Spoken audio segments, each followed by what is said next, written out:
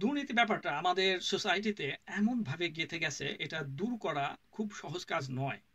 তবে আমরা যদি আস্তে আস্তে লং টার্ম আমাদের দৃষ্টিভঙ্গি চেঞ্জ করতে পারি, আসলে যদি দেশকে ভালোবাসি, এখন থেকে আমাদের দৃষ্টিভঙ্গি পরিবর্তন আনা জরুরি। আপনার চারপাশে তাকিয়ে দেখেন, গ্রাম কিংবা শহর, যেখানেই তাকান আপনি এমন লোক পাবেন যাদের আয়ের সাথে ব্যয়ের কোনো মিল নাই।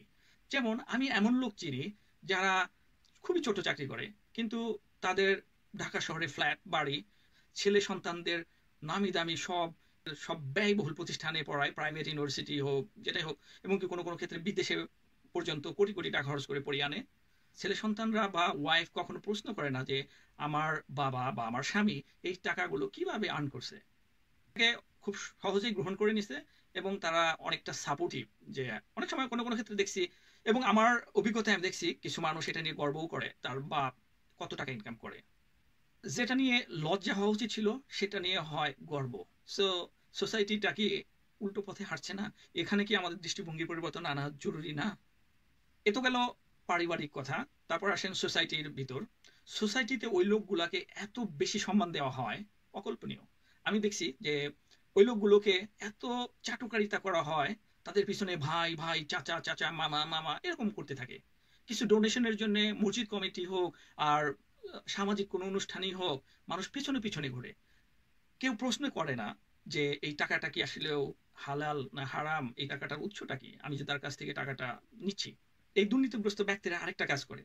সে মনে করে যে আমার এই অবৈধ ইনকাম থেকে যদি আমি কিছু দান সদকা করি, এটা হালাল হয়ে যাবে।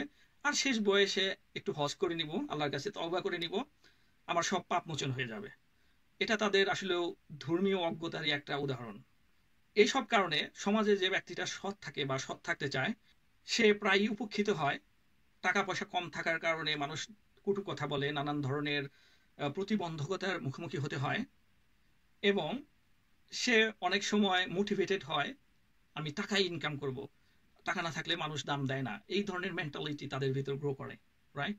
সো এই যে সামাজিক দৃষ্টিভঙ্গি কত একটু যদি আমরা পরিবর্তন করতে পারি, সচেতন হতে পারি, তাহলে অনেকাংশেই দুর্নীতি ব্যাপারটা কমে আসতে পারে ভবিষ্যতে। তাদের এই দুর্নীতিগ্রস্ত ব্যক্তিদের সামাজিকভাবে বিভিন্ন ধরনের সমালোচনা করতাম, প্রশ্ন তুলতাম, তাহলে হয়তো তারা লজ্জা পেত এবং এই কাজ থেকে হয়তো নিজেকে সংবরণ করার চেষ্টা করত। দুর্নীতির ক্ষেত্রে আরেকটা উদাহরণ ধরেন, একটা ছেলে সে 10 লক্ষ টাকা দিয়ে একটা চাকরি নিল। সে তার কাছে আপনি কিভাবে দেশপ্রেম কিংবা সততা আশা করবেন? সে তো বরাবরই চাইবে তার 10 লক্ষ টাকা কিভাবে উঠানো যায়। শুধু 10 লক্ষ টাকা না, সে 10 কোটি টাকা নিয়েও ক্ষান্ত হবে না, সে রাষ্ট্রটাকে লুটে পুটে খাবে। সো এই যে একটা সিস্টেম, এটা কোথা থেকে শুরু হয় এটা খুঁজে বের করুন, এবং কিভাবে আমরা এটাকে প্রতিরোধ করতে পারি সে ব্যাপারে সবাইকে সচেতন এবং কাজ করা উচিত।